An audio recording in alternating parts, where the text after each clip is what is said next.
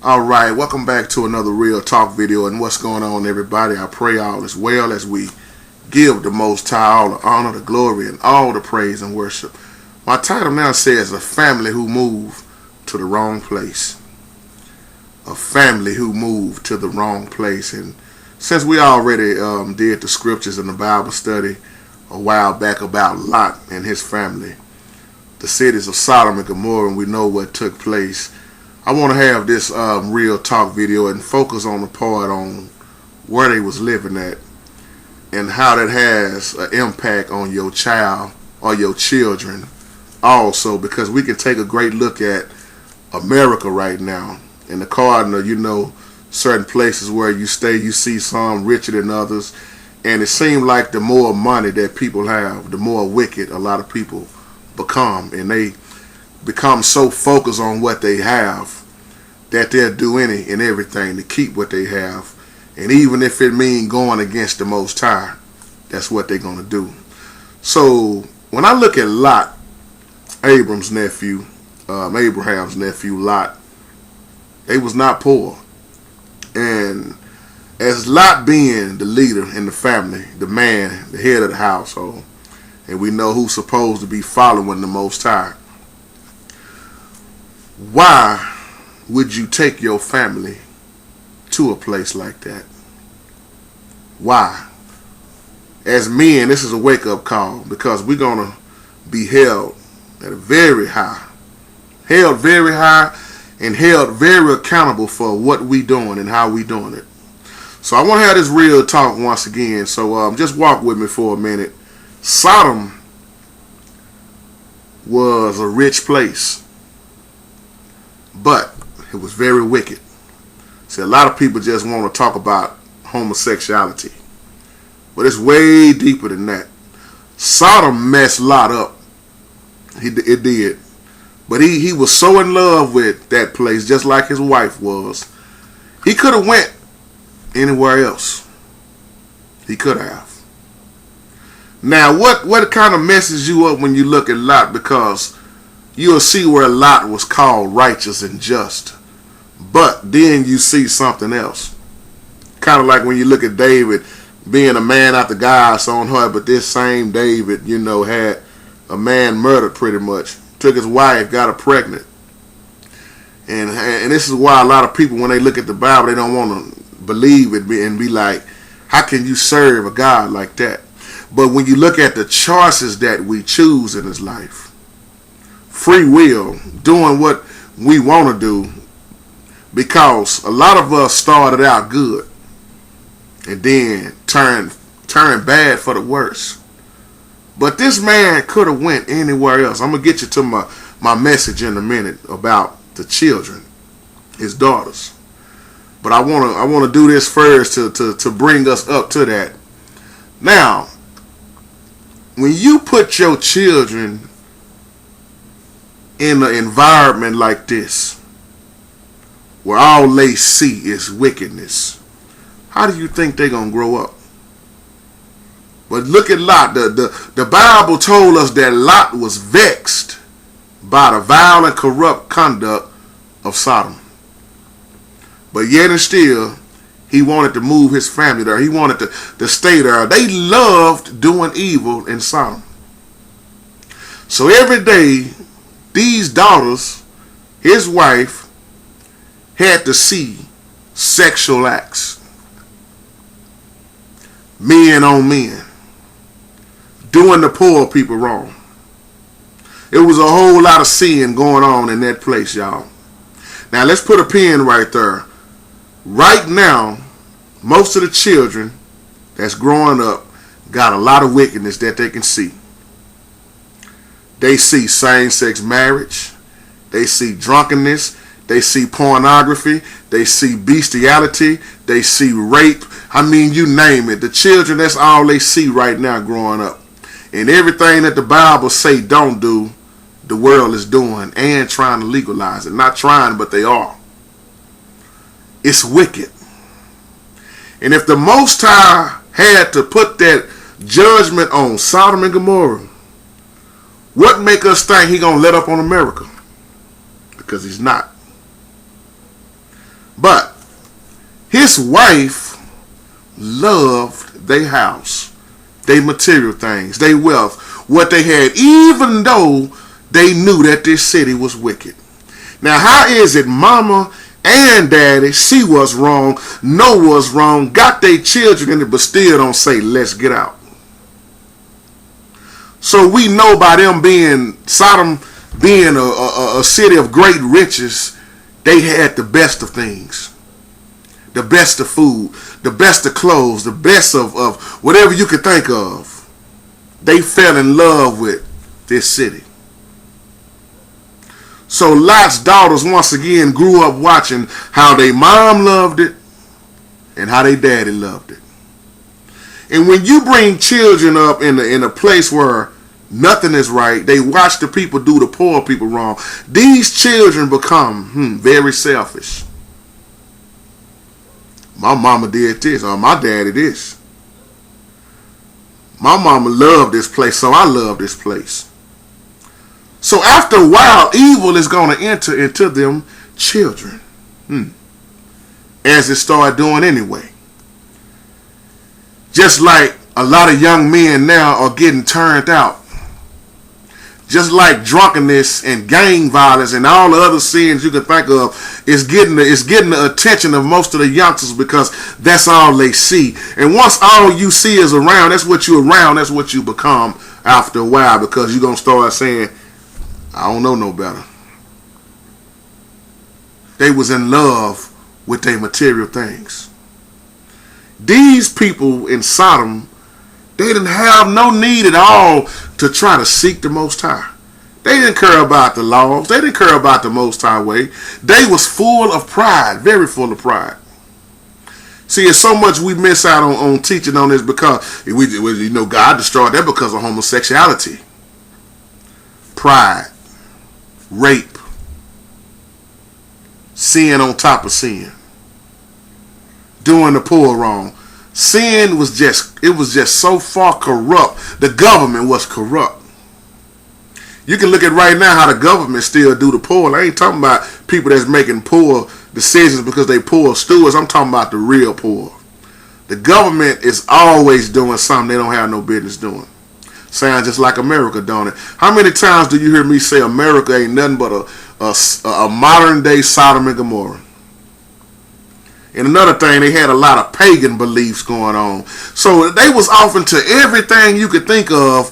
What I wonder is that if this was such a messed up place and Lot knew it, if the destruction would have never came at all, how long would Lot have kept staying there?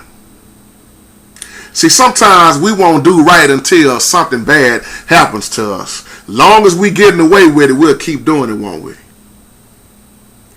Lot had some type of high position in this place, because when you go back to Genesis 19:11, it tells you that Lot sat in the gate of Sodom. That means he had some kind of high position, like a judge or something Lot was off into, because as you keep reading, you'll see that he held some kind of position. And we already know what happened to his wife, because when the destruction was coming, she had to look back. Because, oh, there go my house, my beautiful house, my everything. Everything that we worked hard for. I love this stuff. I can't leave it alone. And it cost her life. I did an old video called Don't Look Back. You might look back and get killed. She was trying to hold on to all she knew. Some of us right now is trying to hold on to things that's meaningless. Some of us is putting so much in this life, we ain't putting nothing toward the afterlife. Now, let's look at these daughters. This is where I want to get down to. Thank y'all for listening at me. As a matter of fact, Lot had, I think 4 daughters. And the other 2 daughters had husbands. But look at the type of husbands they had to marry because where they was living at in Sodom. So they had to marry some pretty much wicked husbands. And when you get emotionally tied up in where you stay and what you have, there is no way you can follow the Most High, because that has became your God. You can come so attached to things that you won't ever hear the Most High. You won't be obedient. Now, when you look at Genesis 19 verses 30 through 36, this is where we want to deal with these daughters. Let me pull these scriptures up right here. Okay. And it says in Genesis 19 verses 30 through 36, and Lot went up out of Zoar and dwelt in the mountain, and his two daughters which with him, for who feared to dwell in Zoar, and he dwelt in the cave, he and his two daughters. Verse 31 says, and the firstborn said unto the younger, our father is old, and there is not a man in the earth to come in unto us after the manner of all the earth. Now let's look at this, because they see what's going on, what time it is with the destruction. So by being no more men. Now first of all, let's look at how these men were anyway. They in Sodom. Now I don't know if all the men was wicked, or do we? Because Lot, God provided a way out. But look at how many that they couldn't find that was righteous. So as I said earlier, look at the other two daughters who was married. They had to marry men of Sodom. These men was wicked. There was nothing too much going on good in this place. So look at these. My point now is, why I want to talk about these daughters, look at what they was brought up in. Now that they see that they father getting old, where we going to get our husband from? Where we going to make our babies? Who we going to make our babies with? There is no more men. So verse 32 says, come, let us make our father drink wine, and we will lie with him, that we may preserve seed for our father. In other words, let's lay down with our old man, and he gonna be the one that we get our children by. Now, where did they get these thoughts from? They already see how wicked it is. So it's already so far wicked. So hey, we might as well sleep with our own father. Look at that. Verse 33 says, and they made their father drink wine that night, and the firstborn went in and lay with her father, and he perceived not when she lay down, nor when she arose. He was so drunk that he didn't know that was his own daughter. But the daughters knew what was going on. Now something just don't add up. It don't sit right with this wickedness, do it, y'all. Because had Lot been doing right in the first place, he would have never took his daughters around such a wicked, messed up, paganized area. Verse 34 says, and it came to pass on the morrow that the firstborn said unto the younger, behold, I laid yesternight with my father. Let us make him drink wine this night also, and go down in and lie with him, that we may preserve seed of our father. So not only do the firstborn go in, the firstborn come back and tell the younger to go do the same thing. Now you go lay with him and get pregnant. How you get drunk back to back like that with your own daughters? Verse 35 says, and they made their father drink wine that night also. Made him. And the younger rose and lay with him, and he perceived not when she laid down, nor when she arose. How is it you didn't know that was both of your daughters? He was that drunk. Verse 36 says, thus were both the daughters of Lot with child by their father. Now we see they done both had babies by their own father. They got him drunk. See, this lets you know that they was doing a lot of drunkenness, drinking in Sodom. They was doing a lot of partying. They was doing some everything, because when you got a lot of money, you blow money, and anything goes along with it, because you already see how wicked it is. So you might as well be more and more wicked. Like my sister B. Jackson say, right? I love when you teach B. Jackson and you say, right. Lot was giving his daughters to the crowd of men also. Something wrong with Lot. This same man that's considered righteous. Why did the Most High spare him and his daughters? Go to show you the Most High can do what the Most High can do. Lot rather had given his own two daughters, we know the story, away, virgins at that. Look at this.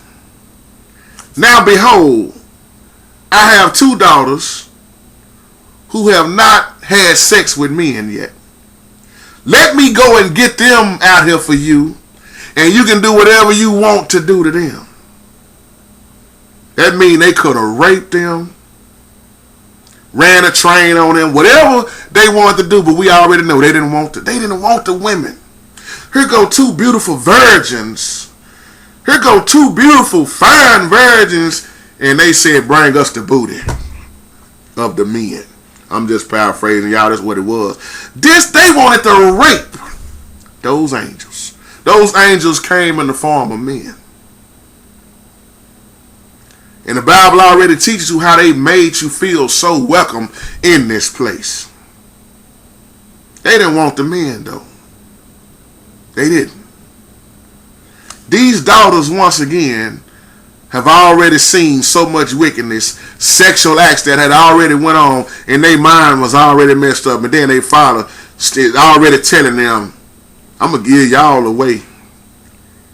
Let these men do whatever they want to do to you.